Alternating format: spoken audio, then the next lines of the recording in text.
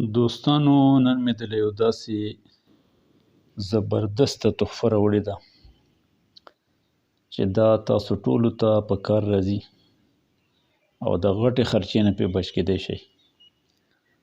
هغه دا ده، یو زنانه ماشوم پیدا کېږي، هغې ته تکلیف دی، هسپتال لرې دی وغیره، یا یو څاروی دی مثال په طور په دغه بیمارۍ کې مبتلا دی. نو که زنانه شي نو هغې لپاره اوبه دمول، او که څاروی شي نو هغې لپاره پیړۍ. په څه شي بېدمه یم؟ مختصر غوندې الفاظ دي. اسم اعظم الف لام میم الله لا اله الا هو الحي القیوم. دا به ووایئ الف لام میم الله لا اله الا هو الحي القیوم. دا به وپېرې ووایئ.